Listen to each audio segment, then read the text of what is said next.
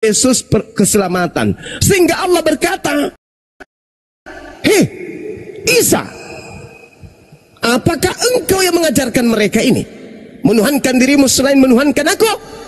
Apa kata Nabi Isa? Subhanaka ma yakunu li an aqula ma laysa li bihaq. Anda boleh menolak kebenaran Al-Quran, boleh. Toh ini bukan iman Anda. Tapi bagaimana dengan kitab Anda yang mengatakan Yesus mengusir Kristen? Oke, saya menjawab. Aku menjawab. Silakan, silakan. Jadi begini abangku. Kalau bernarasi menggunakan Isa, jangan bawa nama Yesus. Jauh panggang dari api maksud saya. Yesus itu tokoh fiktif karangan orang Barat. Tapi kenapa Anda tadi memuliakan? Karena saya berhadapan dengan penyembah setan yang membawa nama Yesus. Bawa Isa aja Isa. Saya membawa Isa dan saya mengatakan Yesus karena saya lagi berhadapan penyembah setan. Bukankah Isa itu fiktif? Siapa bilang Isa itu fiktif? Siapa bilang Isa itu fiktif? Tunjukkan dia. Dia naik ke sorga, siapa saksinya? Kok hilang? Saya juga bertanya samamu. Siapa manusia yang melihat Yesus terangkat ke surga? Sebutkan namanya. 11 muridnya. Siapa namanya? Tertulis di mana? Ayo. Nah, ini nanti kayak besok lagi siapa yang mengaku Yesus? Ya kamu bertanya sama aku, saya kembali ke kamu. Kitab suci Al-Quran saya mengatakan, wahai Nabiku Muhammad, aku akan memberitakan kabar goib, berita goib, cerita goib, sejarah goib kepadamu. Al-Quran surah Maryam. Aku akan memberitakan berita-berita goib kepadamu. Kenapa dikatakan berita goib? Karena Nabi Muhammad tidak hadir pada saat itu. Berarti Nabi Muhammad tanpa penyelidikan, tanpa kesaksian orang, tanpa daftar pustaka, tanpa tinjauan museum, Nabi Muhammad mendapatkan berita dari langit. Wahai Nabiku Muhammad, dulu ada Nabi kuutus kepada kaum Bani Israel namanya Isa Al-Masih. Lah, Al-Quran beritanya dari langit. Lu dari wartawan coy. Beda kelas kita, beda banget. Lu beritanya dari barat, wartawan lepas yang kamu sendiri tidak kenal. Nabiku Nabi Muhammad mendengarkan kisah tersebut sebagai kisah goib dari sang pemilik segala sesuatu, mengabarkan melalui roh kebenaran. Wahai Nabiku Muhammad, aku akan menceritakan sebuah sejarah goib yang tidak pernah kau lihat dan kau tidak hadir di sana. Apa itu? Tentang kisah seorang wanita bernama Maryam dengan anaknya Isa Al-Masih. Jadi kesimpulan saya, saudaraku, tenangkan diri kalian. Diskusi itu biarkan saya ngomong dulu. Kalau udah sampai poinnya baru Anda ngomong. Karena saya sedang memberikan peringatan. Anda mau terima peringatan itu silakan, Anda tidak mau terima ya tolak. Tapi jangan ngeyel. Saya mengatakan yang kalian sembah itu bukan Yesus Nabi kami. Bukan Isa maksudnya. Tapi nama yang kalian pakai, yang digunakan oleh penyesat. Menurut Yesus akan datang penyesat memakai namanya dan mengaku Kristus. Matius 24, nomor 4, nomor 5, nomor 24, dan seterusnya. Lukas 21, nomor 8, dan seterusnya. Iblis datang kemudian memakai nama Yesus untuk menyesatkan banyak manusia.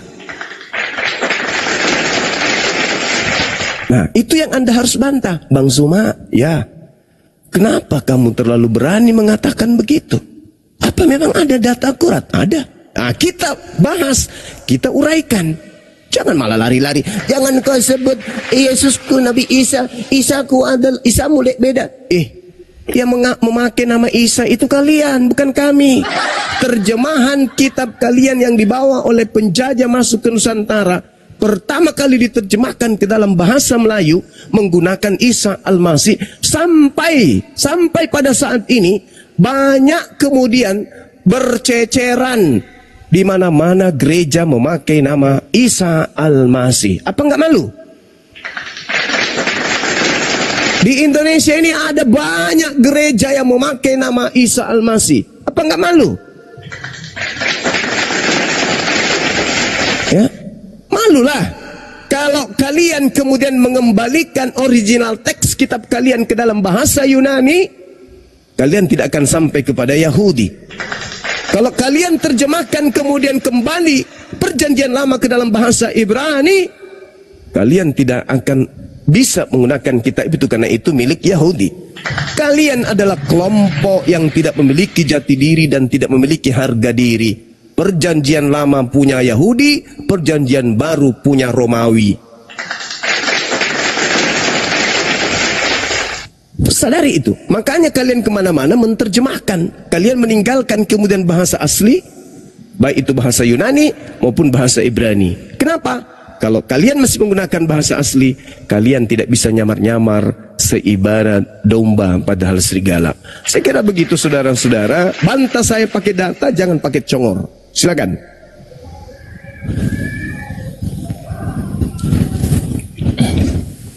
Oke. Aku tadi dipotong-potong terus. Begini abangku ya. Yang abang sampaikan itu benar adanya bahwasanya Isa itu ke kaum Arab ya, bukan Kristen ya. Isa kaum Arab lagi. Kenapa setiap berargumen selalu sesat yang keluar? Tolong kalau berbicara itu ada nilai positif, ada nilai edukasi. Isa itu bukan orang Arab, tuyul. Coba bernarasi itu yang memberikan edukasi nilai plus kepada anak bangsa gitu loh. Kamu kalau berbicara jangan dusta, jangan kayak Paulus. Setiap yang keluar dari mulutmu pasti bohong. Ya, jadi dengarlah aku. Astagfirullahaladzim, ya Allah ya Karim. Aduh. Coba dulu ucapanmu itu, Nabi Isa bukan orang Arab. Coba dulu, minta maaf dulu. Kalau nggak saya turunkan. Dengar, Isa itu menyampaikan berita itu kan di Quran orang Arab, kan bisa apa lagi? Astagfirullah. Memang kalau turunlah. Dengan turun kau. Turun. Nggak ada ilmu. Jadi kalau dalam kitabmu Yesus menggunakan bahasa Yunani, kitab bahasa Yunani berarti Yesus orang Yunani gitu. Oh, Yesus orang Yunani ternyata. Allahu Akbar, Masya Allah. Iya, silakan. Jadi kan di Yohanes 15 kan sebentar Lemenhu. Ini Bang Juma Lemenhu. Selamat siang. Ya, sebentar. Jadi Lemenhu ini keluarga dari Kristen Gurunda. Beliau 100% keluarganya Kristen.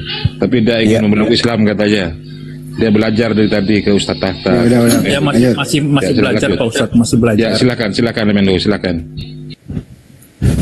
Ya kan begini, di Yohanes 15 kan juga Bang Suma kan dikatakan yang meminta di dalam nama Yesus kan akan dikabulkan. Iya. Ya kan. Iya. Jadi nama Yesus itu memang berkuasa. Berkuasa ya. Memiliki kesaktian lah ceritanya.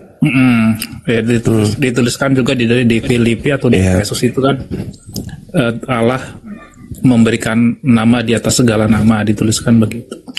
Iya. Jadi apakah yang di dalam Matius 7 itu bukan orang-orang yang itu kan mereka juga berarti betul kan sebetulnya kan mereka itu. Oke, boleh saya jawab? Iya, silakan. Baik, saudara. Anda membawa Yohanes 15. Saya mengatakan kepada saudara, siapa yang menuruti firman-Ku, itu sama halnya menuruti firman Elohim. Siapa yang menolak perkataanku, firmanku, dia sama halnya menolak perkataan Elohim. Jadi, menggunakan nama Yesus di dalam berdoa, itu ucapan Yesus kepada muridnya Bani Israel. Makanya Yesus itu, di situ mengajarkan ajaran ma'rifat, menyatukan diri dengan Tuhan dalam hal penghambaan.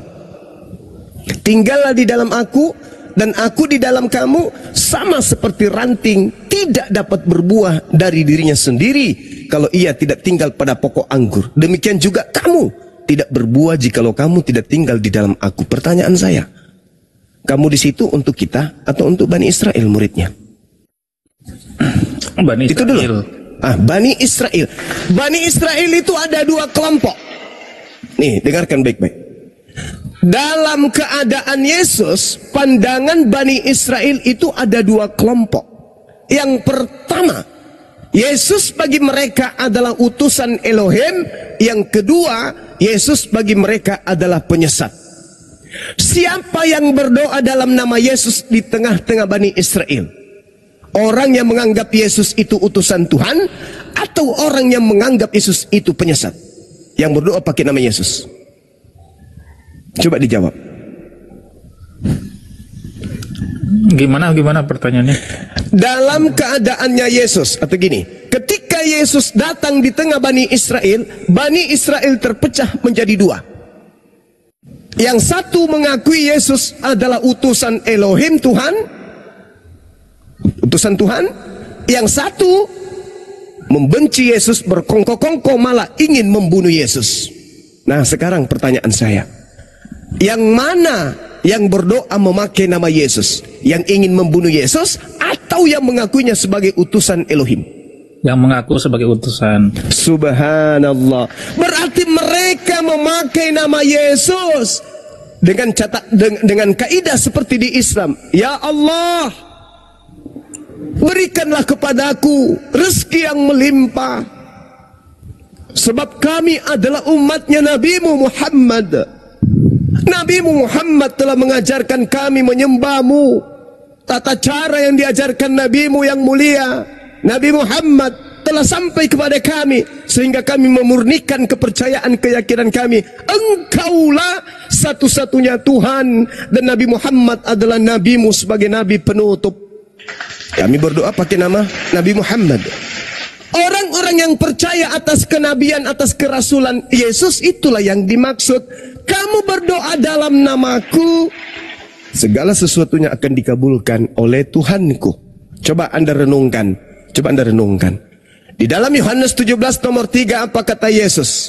Hidup kekal itu adalah mereka mengenal Engkau satu-satunya Tuhan dan mengenal aku Yesus yang Engkau utus. Berarti orang yang berdoa pakai nama Yesus yang benar adalah Ya Rabb, Ya Elohim, Ya Hasem, Ya Adonai. Aku memohon kepadamu dalam nama utusanmu Yesus.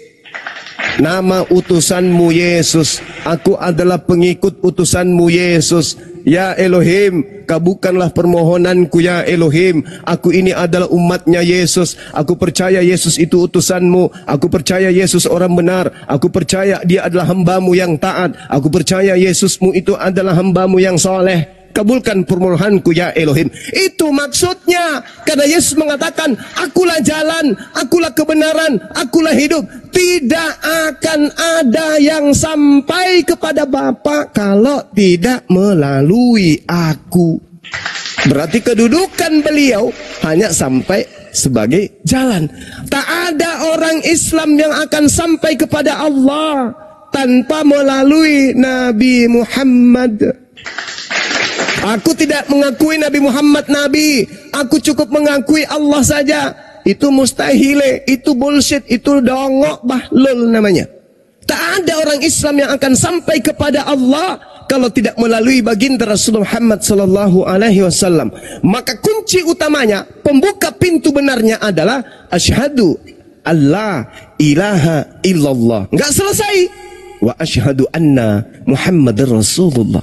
Karena ketika Anda menerima Tuhan, maka Anda menerima utusannya. Karena Anda tidak akan sampai kepada Tuhan tanpa melalui sang pengajarnya, utusannya, dutanya, nabinya, rasulnya. Makanya dikatakan, siapa yang menolak anak sama menolak bapak. Siapa menolak bapak sama halnya menolak anak. Itulah yang dimaksud hidup kekal. La ilaha illallah Yesus Rasulullah. Nah, itu kelompok. Ada dua kelompok. Sekarang pertanyaan lanjutan saya.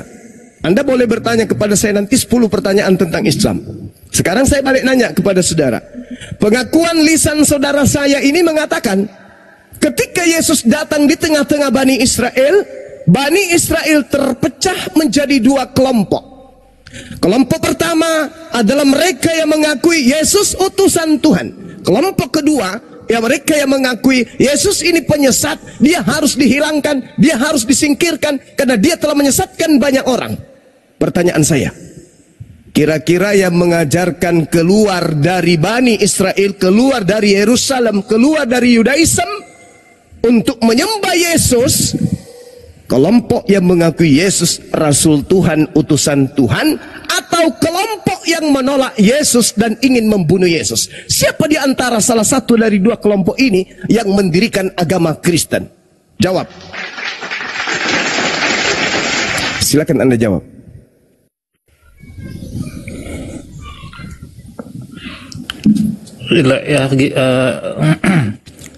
Yang mendirikan agama Kristen, siapa di antara 2 kelompok tadi? Yang menerima Yesus hanya utusan Tuhan, selamat, atau yang menolak Yesus, yang mendirikan Kristen, yang mendirikan konsep-konsep gereja, makan babi, minum tua, tidak bersunat? Itu yang mendirikannya siapa? Di antara 2 kelompok Yahudi yang terpecah tadi. Ya, jadi kalau ya berarti yang menolak Yesus ya. Subhanallah. Siapa gerangan di antara kaumnya Yesus, Bani Israel, yang melakukan penganiayaan terhadap pengikutnya? Dialah yang mendirikan agama Anda. Silakan Anda renungkan. Yang pemikirannya bertolak belakang gitu dengan prinsip Yesus pada waktu itu ya. Mantap sekali. Makanya ketika Yesus, saudara sikit, ketika Yesus ingin ditangkap, coba Anda lihat di Lukas 22, miris sekali. Sayangnya tak ada di tengah-tengah Kristen ini pemikir-pemikir yang intelektualnya itu bisa kemudian menjelaskan isi Bible dengan seksama tanpa ada misi, tanpa ada tendensi ekonomi, tanpa ada tendensi ingin memperkaya diri. Hanya Bang Suma dan kawan-kawan yang mampu mengurai ini dengan seksama tanpa ada embel-embel doktrin dan dogma. Coba Anda lihat di dalam Lukas 22. Ketika Yesus hendak ditangkap, di data 1 perikop, Lukas 22:47 sampai nomor 53. Orang-orang datang kepada Yesus memberikan kemudian situasi yang sangat-sangat mengerikan terhadap diri Yesus dan pengikutnya.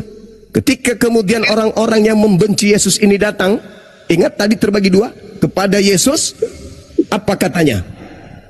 Yesus kepada mereka yang datang kemudian ingin menangkap dia, apakah kamu kira aku ini perampok?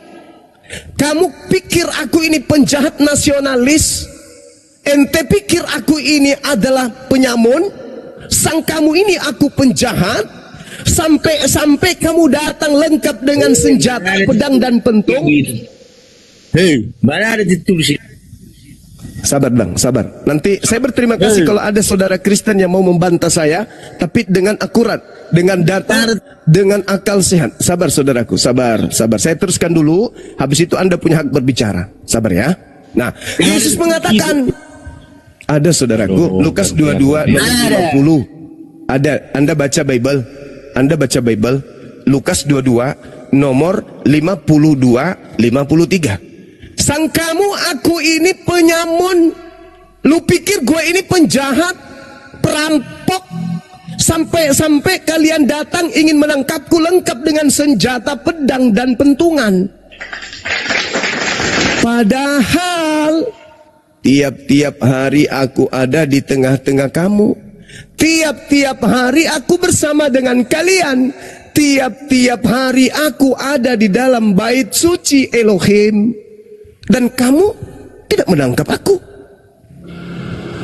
Oh, kata Yesus, tetapi inilah saat kamu, inilah waktumu. Memang saat ini sekarang adalah saatnya kuasa kegelapan. Tuh. Tiap hari aku di tengah kalian. Aman aku. Aku aman. Aku ngobati orang di tengah kalian aman. Kalian tidak nangkep aku kok. Aku menyembuhkan orang yang buta, aku membangkitkan orang mati, orang lumpuh aku obatin, malah orang pada berdatangan minta diobati. Aman-aman aja kok. Kalian tidak pernah mengganggu aku kok. Oh, sekarang memang sudah saatnya. Ini saatnya kalian, saatnya kuasa kegelapan. Jadi upaya menyalib Yesus, upaya menangkap Yesus, menurut Yesus itu adalah kuasa kegelapan.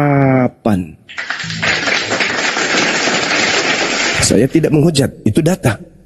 Jadi kata Yesus, orang-orang yang ingin menangkapnya itu adalah orang-orang yang dikuasai oleh kuasa kegelapan. Wajarlah ketika di dalam Yohanes 8 nomor 37 Yesus mengatakan apa? Kenapa engkau ingin membunuhku? Kenapa engkau ingin menganiaya aku? Kenapa engkau ingin kemudian menghentikan misiku? Karena kamu tidak memiliki firman di dalam dirimu. Kamu ingin membunuhku karena kau tidak memiliki firman di dalam dirimu. Perkataanku tidak kau ambil, ucapanku tidak kau imani, firman yang aku sampaikan tidak ada dalam dirimu, sehingga kamu ingin membunuh aku. Jadi orang-orang yang ingin membunuh Yesus adalah kelompok yang kedua, yang tidak memiliki firman di dalam dirinya, yang tidak mendengarkan ucapan Yesus.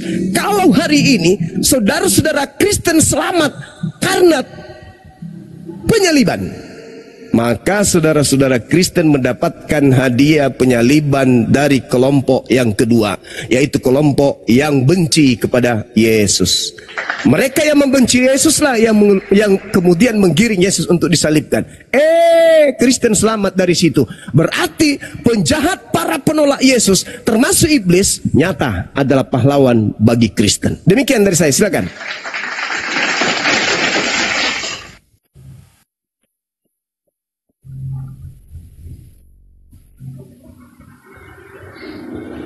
Ya, silakan Lemenhu.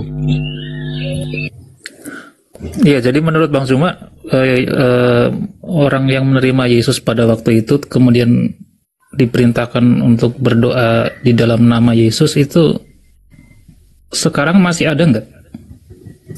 Saudara, saya tadi ribut sama saudara kita sampai saya mengatakan kata-kata yang memang tidak pantas, tapi ya namanya juga supaya dia itu terstrum, agar dia sadar. Saya agak tegas, saudara. Nabi Isa alaihissalam harus kami imani sebagai syarat untuk masuk Islam. Itu syarat masuk Islam. Harus beriman dalam nama Isa al-Masih, dalam nama Nabi Musa alaihissalam, nama Ibrahim alaihissalam, Daud alaihissalam, Yakub alaihissalam, Salomo alaihissalam. Islam adalah merupakan agama yang cakupannya beriman, percaya kepada nabi-nabi tersebut. Maka kami berislam, setiap kami beribadah, ketika kami mengimani Nabi Muhammad, itu sama dengan kami telah beriman kepada Nabi Isa alaihissalam. Berarti bukan letterlock dalam penggunaan namanya secara itu ya, secara letterlock ya? Iya, karena kami beriman kepada begini. Nabi Muhammad itu dalam Islam sudah diberitakan oleh nabi-nabi terdahulu. Ketika kami menerima Nabi Muhammad, sama dengan kami menerima nabi-nabi terdahulu. Makanya coba, ada tidak orang Islam itu menghujat nabi-nabi terdahulu? Sama seperti kitab saudara. Semua nabi dihujat di dalam. Tak terkecuali Yesus. Semuanya. Bahkan Tuhan pencipta langit dan bumi pun dihinakan di kitab saudara. Tapi kalau di Islam, pencipta langit dan bumi itu diajarkan maha suci, maha tinggi, maha mulia. Tapi kalau di kitab saudara, dia diajarkan turun ke bumi, kemudian dipentung sama orang, diludahin sama orang. Penghinaan yang tak terkira yang dilakukan oleh agama saudara terhadap Tuhan. Tuhan turun menjadi bayi, ditetein, disunat pada hari ke-8. Tuhan memiliki jenis kelamin. Ini penghinaan terhadap pencipta. Kenapa Anda menganggap itu benar? Kenapa Anda menganggap itu kebenaran? Kenapa Anda anggap itu sebagai jalan keselamatan? Kenapa? Karena ada kuasa gelap yang Yesus katakan tadi. Makanya dikatakan bahwasanya umat Islam itu kalau dikatakan sebagai pengikut Yesus, umat Islam itu lebih tepat disebut pengikut Yesus dibandingkan Kristen. Apa buktinya? Tata cara ibadah Yesus sama seperti Islam. Konsep ketuhanan yang diusung oleh Yesus di tengah-tengah Bani Israel sama seperti Islam. Lalu apa yang sama antara ajaran Yesus dengan ajaran Kristen? Tak ada. Kristen hanya menggunakan dua kata untuk melegalkan kemudian ajarannya agar dianggap benar. Apa itu? Yesus dan Kristus. Selain itu, buktikan ke saya. Apa yang Kristen ambil dari Yesus Kristus? Ibadah minggu, bukan dari Yesus Kristus. Tidak bersunat, bukan dari Yesus Kristus. Makan babi, bukan dari Yesus Kristus. Natalan, bukan Yesus Kristus. Ke gereja, berkumpul dengan orang-orang tamek, orang-orang najis yang tidak mengenal mandi tahir, mandi junub, bukan dari Yesus. Kitab Lukas, bukan dari Yesus. Markus, bukan dari Yesus. Galatia, Filipi, Kaliki, Padale, Pararang, bukan dari Yesus. Lalu apa yang Kristen ambil dari Yesus? Cuman dua kata itu doang. Apa itu? Yesus dan Kristus. Kristus dan Yesus. Kenapa? Karena kata Yesus, penyesat itu datang memakai namaku untuk menyesatkan banyak orang. Silakan Anda renungkan. Anda ke gereja, silakan ke gereja. Ada dicontohkan oleh Yesus? Tidak ada. Yesusnya pergi kemana? Ke masjid, bait suci, tempat sujud, menghambakan diri kepada Elohim, kepada pencipta langit dan bumi. Masjid itu tak ada gambar Tuhan di sana. Masjid itu tidak ada karikatur Tuhan di sana.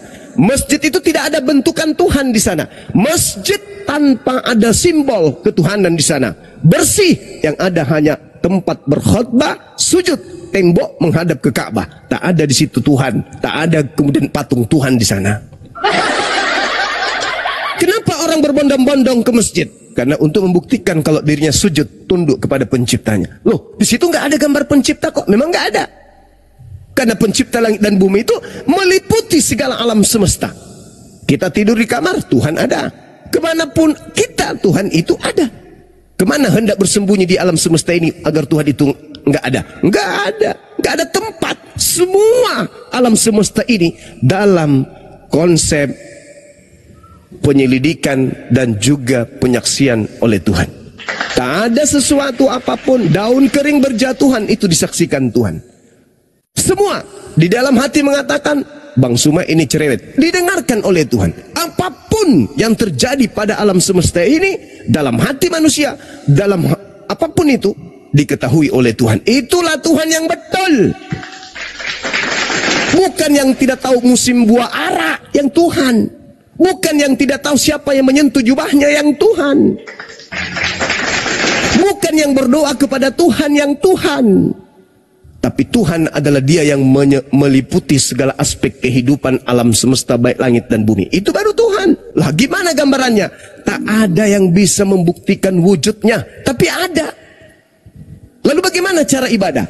Tutup mata, tutup kuping, buka hati, buka hati. Tutup mata, tutup kuping, buka hati. Lalu gaungkan Allahu Akbar. Duhai Engkau yang Maha Besar. Alhamdulillahi Rabbil Alamin. Segala puji bagimu, Tuhan semesta alam. Ar-Rahmanir Rahim. Dikau yang Maha Pengasih lagi Maha Penyayang. Maliki Yaumiddin, yang menguasai hari pembalasan. Iyyaka na'budu wa iyyaka nasta'in. Hanya kepadamu kami memohon, hanya kepadamu kami minta pertolongan. Semuanya hanya kepadamu. Nah sekarang, siapa itu? Gak perlu kau cari wujudnya. Tuh Dia Maha mendengar, tuh Dia Maha melihat. Cukup kau hadapkan hatimu, jasadmu, tubuhmu kepadanya. Dah selesai. Selanjutnya bukan urusanmu. Dia yang punya urusan, bukan ente yang punya urusan. Kamu cuman menyembah, kamu cuman mengharap, kamu cuman menghibah. Dah selesai. Biarkan pencipta langit dan bumi yang maha kuasa itu mengatur segala-galanya untukmu. Jangan kamu pergi ke sebuah gedung, Tuhan saya patungnya mana? Oh, lagi dicuci mas, udah 2 tahun gak pernah dicebokin, banyak tai cicak, bahkan ada tai kecoa kena hidungnya, kesian. Itu bukan agama yang diajarkan oleh Tuhan, oleh para nabi. Tuhan itu 2 Samuel 7:22 tidak serupa dengan apapun. Kenapa? Karena dia Maha Esa. Tak ada yang setara dengannya, tak ada yang sama dengannya. Datang kita, kumpul-kumpul. Kenapa? Ibu Tuhan mau melahirkan. Begitu lahir sang Tuhan, cepat potong hari-harinya Tuhan. Begitu dia berjalan, belajar, hore, Tuhan kita udah mulai berjalan. Begitu Tuhan tidur, datanglah urusan-urusan, baik urusan yang ada di planet Pluto, Mars, datang. Ini gimana ini? Ibu Uti dan Pak Bom Bom bertengkar di neraka. Kita mau laporan. Shh, jangan ribut. Kenapa? Tuhan lagi tidur. Gak lolos, gak lolos. Jadi Tuhan gak lolos. Jangankan jadi Tuhan, jadi satpam di surga aja gak lolos.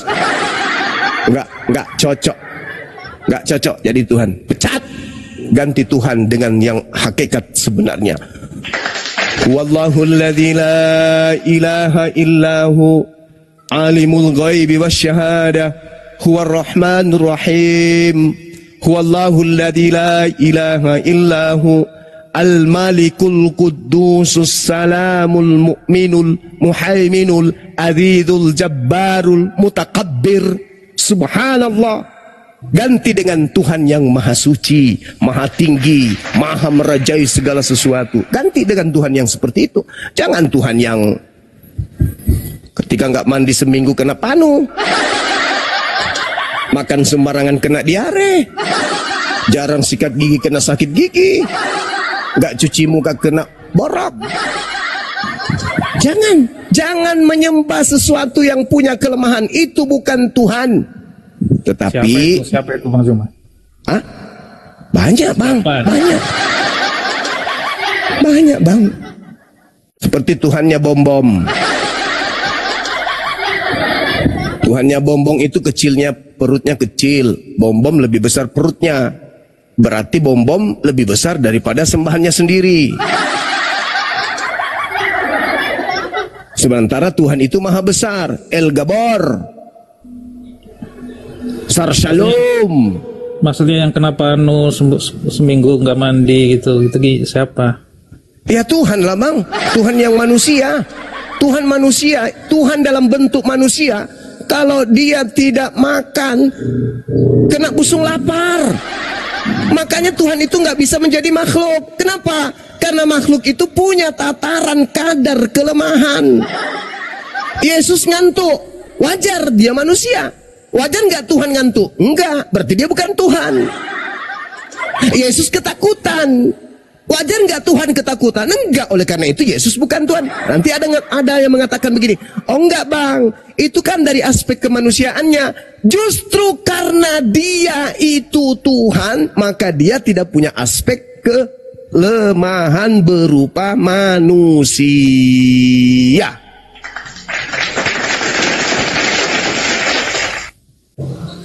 Itu. Silakan.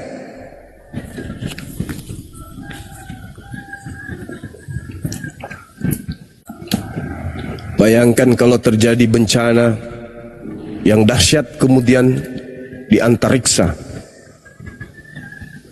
Tuhannya lagi sakit perut, kebelet, sudah gitu toilet jauh.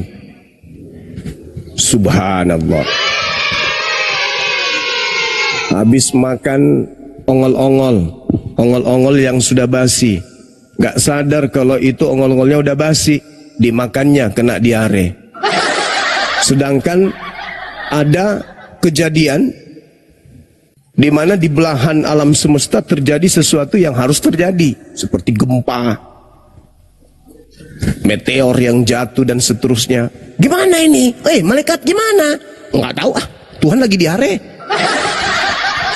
Jadi gimana? Nggak tahu. Mana nggak ada air lagi. Ya udah, tanya aja sama Tuhan. Lu yang sampaikan, Tuhan nanti aja ceboknya. Apa seperti itu yang harus kita tuhankan sementara kita diberi akal? Udahlah kamu ke apotek dulu. Kenapa? Belikan ini obat diare. Nggak ada bang, yang ada cuma kombantrin. Lu pikir Tuhan cacingan? Ya bisa jadi semalam makanya dia makan mangga muda. Soalnya bisa jadi dia cacingan. Bisa nggak itu terjadi? Bisa. Kenapa? Karena Kristen mengatakan Tuhannya sepenuhnya manusia.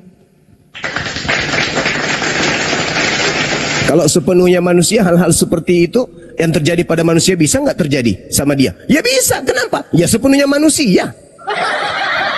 Tapi dia juga sepenuhnya Tuhan. Tunggu dulu, selesaikan dulu sepenuhnya manusia ini, bos. Sepenuhnya manusia, apakah dia bisa menjadi kucing? Nggak bisa. Kenapa? Lah sepenuhnya manusia. Gimana manusia bisa jadi kucing? Tapi kan dia Tuhan. Sabar dulu, sepenuhnya manusia dulu. Bisa nggak dia menjadi malaikat? Oh nggak bisa. Kayak mana seorang manusia jadi malaikat? Tapi dia Tuhan. Tunggu dulu, dia sepenuhnya manusia.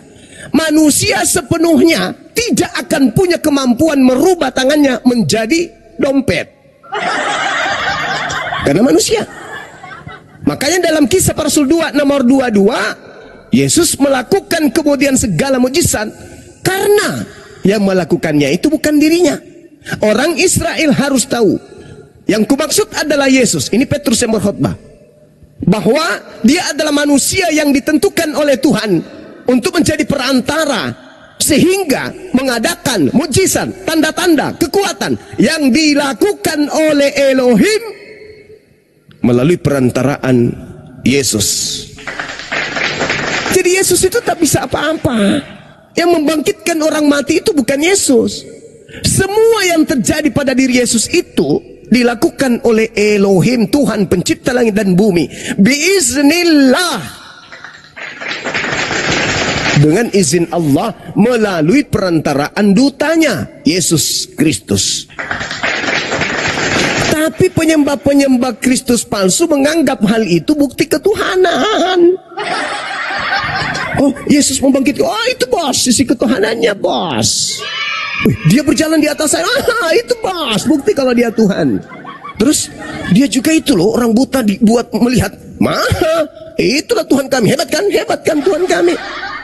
Orang lumpuh pun dibuat berjalan, bosku. Memang itulah Tuhan kami. Boleh nggak kami kenalan dengan Tuhan lo? Boleh. Tuh dia jalan ke sini. Panggil dong, Sus. Tuhan Yesus, sini. Duduk sini bang. Ada yang mau kenalan samamu bang. Ya, kenapa? Bapak yang bernama Yesus. Iya. Dulu ada cerita-cerita tentang abang. Apa itu?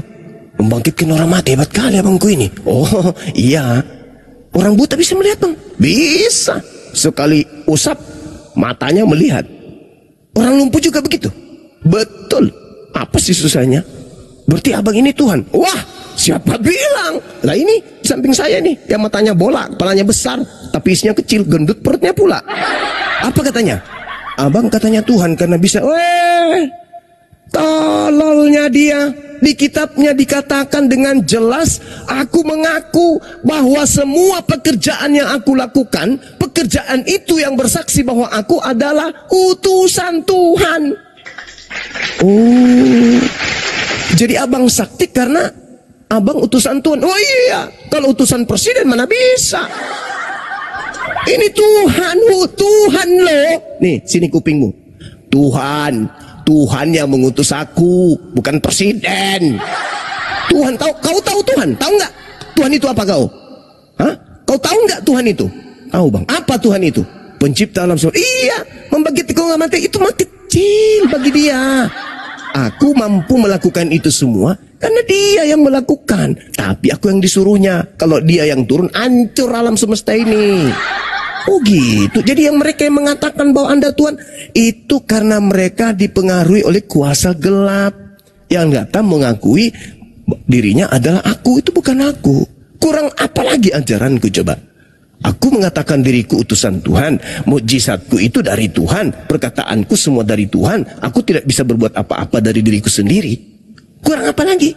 Tapi mereka maksa Anda itu Tuhan. Oh, itu karena mereka percaya kepada kuasa gelap yang mengaku aku. Oh gitu, ya iya. Berarti ada setan penyesat mengaku nama. Oh iya, kalau dia pakai namanya Bom-Bom mana bisa orang terpengaruh. Bom-Bom nggak ada yang percaya orang tenir kayak begitu kok. Kalau nama Darto Helen ada nggak kira-kira yang nggak ada. Mana ada orang, akulah Darto Helen, pergilah ke seluruh dunia, jadikanlah seluruh manusia menjadi pengikut. Mana ada orang mau jadi pengikut Darto Helen? Ada-ada aja kau. Tapi kalau pakai nama aku bro, banyak orang yang terkesima karena kesaktianku itu tadi. Tapi mereka lupa, aku yang berkata bahwa semua yang aku lakukan itu berkat Tuhanku, bukan karena aku. Yohanes 5 nomor 30, baca. Aku tidak dapat berbuat apa-apa dari diriku sendiri. Masih kurang? Hah? Masih kurang? Itu pengakuan mulutku sendiri, Cak Kangkung. Ente aja yang kemudian gila aja nyembah kepada Yesus Kristus yang bukan aku. Buktinya aku mengusir mereka. Tapi lalu siapa yang datang kepada mereka yang memakai nama Yesus Kristus itu mengusir setan? Ya bukan aku dong. Kan aku udah bilang sama mereka, aku tidak mengenal kalian. Jadi yang datang membantu dia menyembuhkan orang benar-benar sembuh, ya itu bukan aku. Lalu siapa? Ya penyesat, ngaku-ngaku aku. Kalau dia ngaku Bom-Bom, nggak mungkin orang percaya. Oh, berarti mereka semakin percaya setelah memakai namamu dan semakin yakin kalau itu adalah kamu. Lah iya, kan penyesat itu menggunakan namaku supaya banyak menyesatkan orang kan? Iya juga ya. Berarti bukan kamu yang datang ngobati ketika Rusuli Lubis datang kemana-mana diobati orang. Oh, dalam nama Yesus. Oh, bukan aku. Bukan.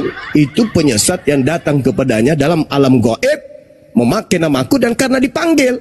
Karena dipanggil nama Yesus, ya dia datang mengaku-ngaku Yesus.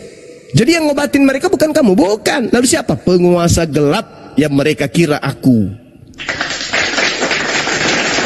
Oh begitu, lah kurang apa lagi? Kubuang nanti ini bukunya. Ini bukunya tertulis pada hari terakhir nanti banyak orang memakai namaku, bernubuat pakai namaku, mengusir setan pakai namaku, bermujizat pakai namaku. Apa kataku di ujungnya?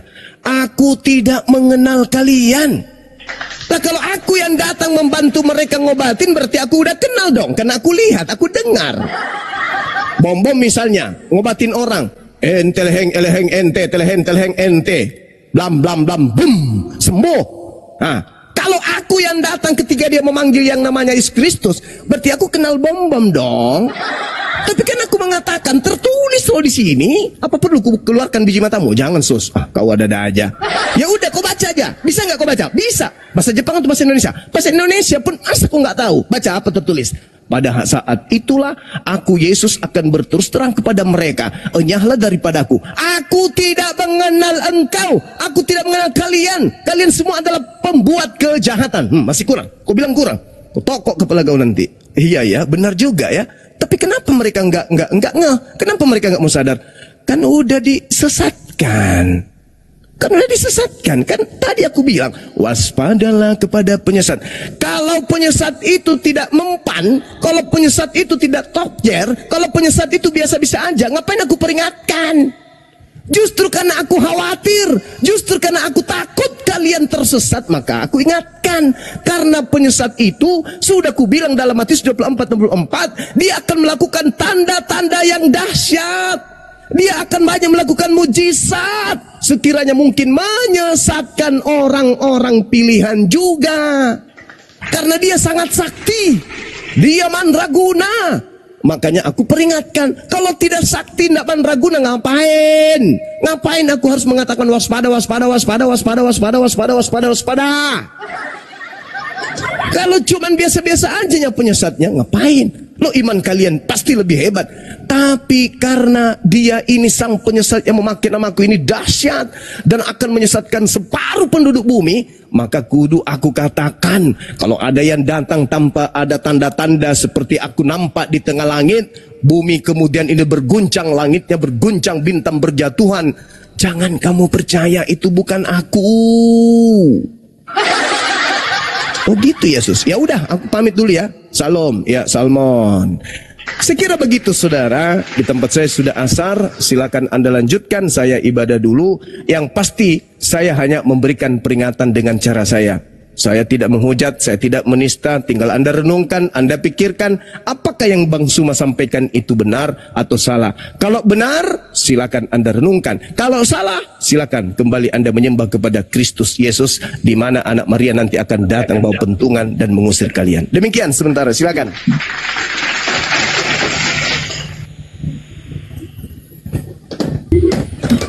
Ya, Lemenhu. Assalamualaikum Ustaz Alif. Waalaikumsalam warahmatullahi wabarakatuh. Masya Allah, Gurunda mantap, luar biasa, bergetar. Lanjut dulu, ya, silakan. Gantikan Gurunda masih beribadah. Rina Barta, selamat siang menjelang sore. Rina Barta. Rina, selamat siang Rina.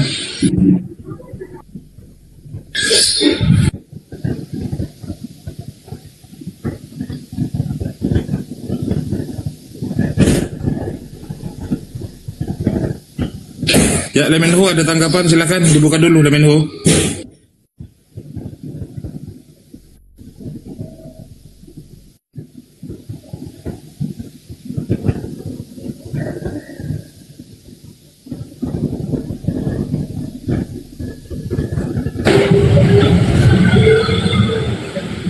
Ya, area 51, selamat sore. Ya, selamat sore host. Ya, agama Kristen Bang ya, area. Ya, saya Kristen.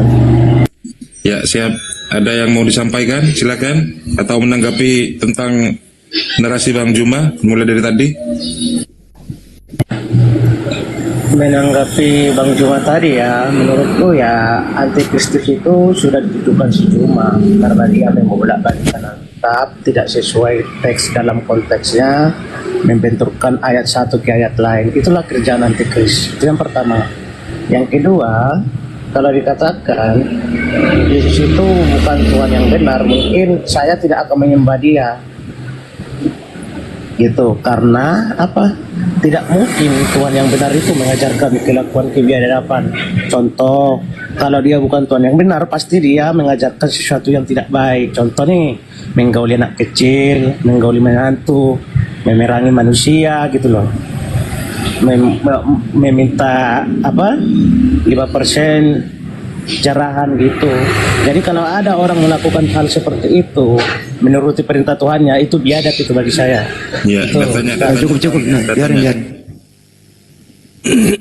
Silakan banyak Pak. Silakan. Apalagi? Saya ibadah dulu. Tunggu, jangan kemana-mana ya. Dinda Tahta atau Dinda Alif, silakan. Saya ngajar dulu deh. Menurut Anda, kalau Yesus itu bukan Tuhan yang benar, pasti tidak seperti yang Anda maksud tadi. Berarti pikiran dan akal Anda ini hilang gitu loh. Karena Tuhan Anda itu manusia. Yesus itu manusia yang benar, bukan Tuhan yang benar. Nggak usah dibelok-belokkan dulu dalam hal-hal Anda yang tidak ngerti. Gitu ya, kembali ke fokus saja, jangan nyebrang dulu gitu. Saya makan taimu 1 tahun berturut-turut.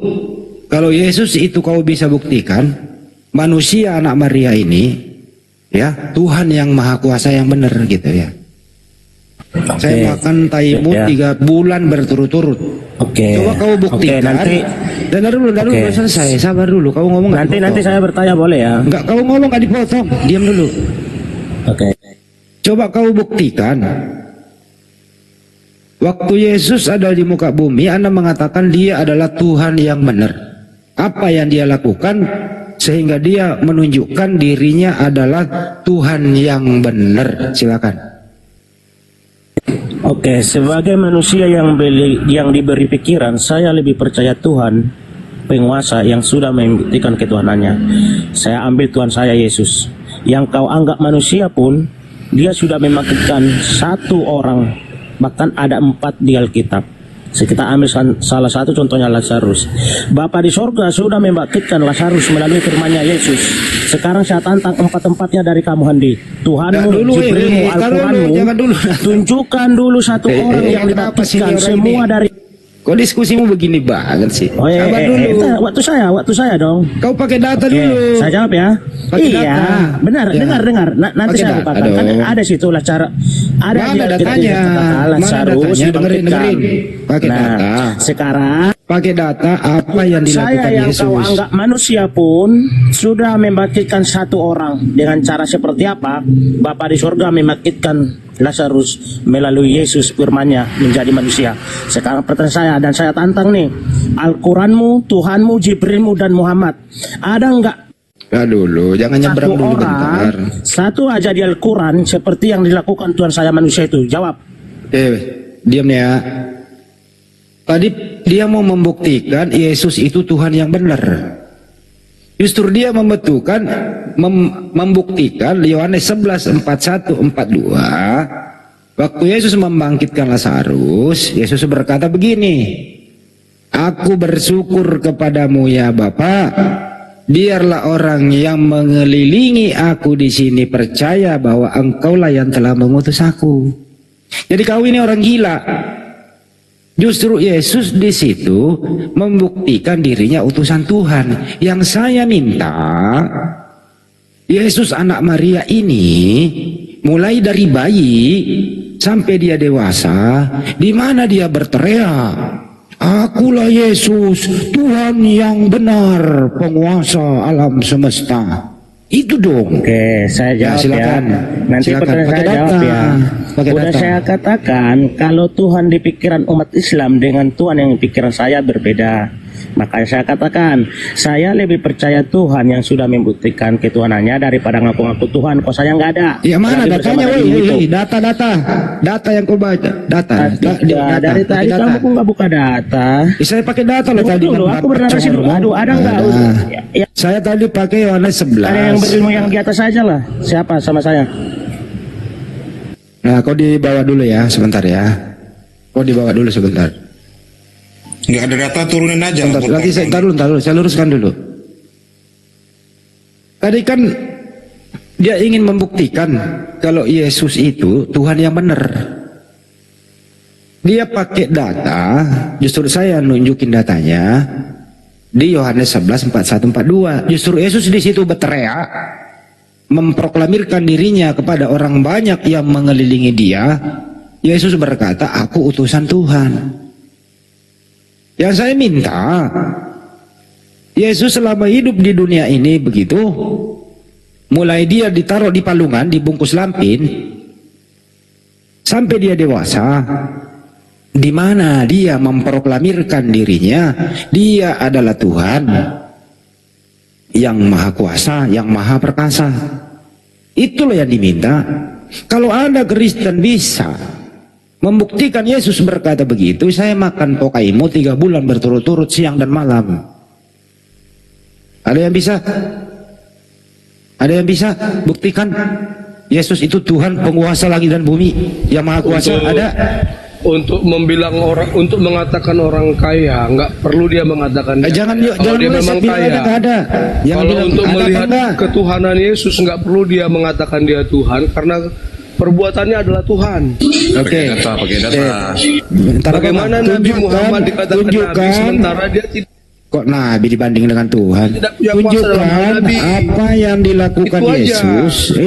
Apa yang dilakukan Yesus kan perbuatannya kita cek. Dengarkan dulu. Hei. Diam dulu. Habis ini kau bicara. Inilah Robi Islam ini. Main mute ini. Jangan kan mute. Kalau sudah jangan kan mute. Gua kick aja gua berani. Nah, dibawa dulu, dengarkan. Kalau orang kaya itu menurut Anda tidak pernah datang mengatakan saya orang kaya. Jadi tidak apa-apa. Tapi kamu mengatakan hanya perbuatannya menunjukkan dia orang kaya. Begitu juga Yesus, Anda katakan perbuatannya lah Yesus menunjukkan dia adalah Tuhan yang maha kuasa. Sekarang saya tanya kalau begitu. Saya ikuti arah pola pikir Anda. Apa perbuatan Yesus mulai dia dari bayi sampai dewasa, Apa perbuatannya, apa yang dia lakukan, menunjukkan dia adalah Tuhan yang Maha Kuasa. Pakai data di Bible, perbuatan apa yang dia lakukan. Silakan, naikkan lagi, dia suruh menjawab. Ayo, apa yang dilakukan Yesus, apa perbuatan dia, menunjukkan dia adalah Tuhan yang Maha Kuasa. Pakai data. Kalau ada datanya, saya makan tokaimu 3 bulan berturut-turut. Lanjut. Ayo, ada yang berani? Jangan bilang lagi Lazarus ya. Itu dia mengaku dirinya utusan Tuhan. Gua kasih lo data, gua timpuk lo pakai Yohanes 11 41 42. Gua timpuk lo pakai data. Jangan membohongi Yesus di sini. Apalagi yang dia lakukan? Menunjukkan dia Tuhan yang Maha Kuasa di bumi. Ayo. Pada diam semuanya.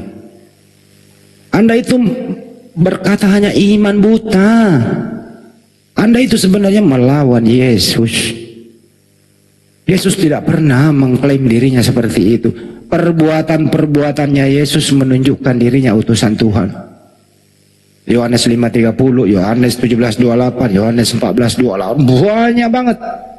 Perbuatannya, ucapannya menunjukkan dirinya utusan Tuhan. Di Bukit Getsemani semalaman dia berdoa, menandakan dia adalah bukan Tuhan. Masuk ke bait suci, beribadah, menandakan dia bukan Tuhan. Waktu dia bayi, dirawat oleh manusia, dia bukan Tuhan. Tunjukkan saja apa yang dilakukan. Tunjukkan. Saya makan tokaimu 3 bulan berturut-turut, saya makan tokaimu. Apa yang dia lakukan? Menunjukkan dirinya Tuhan. Ayo. Pada diam. Kenapa pada diam? Ayo. Tunjukkan. Pakai data, jangan pakai iman. Pakai data. Jangan menipu di sini. Ayo. Ayo. Erpuden. Mau menunjukkan apa yang dilakukan Yesus, menunjukkan dia Tuhan yang Maha Kuasa, apa yang dilakukan? Enggak usahlah dia ngomong, kelakuannya aja deh. Kalau ngomong enggak pasti enggak nemu. Karena rata-rata omongannya adalah utusan Tuhan. Apa yang dilakukan menunjukkan dirinya Tuhan di muka bumi ini? Ayo. Kalau tidak ada yang bisa membuktikan itu, artinya Anda ini menuhankan Yesus hanya angan-angan belaka. Hanya berdasarkan apa namanya ya? Intervensi psikis yang membuat Anda terdoktrin.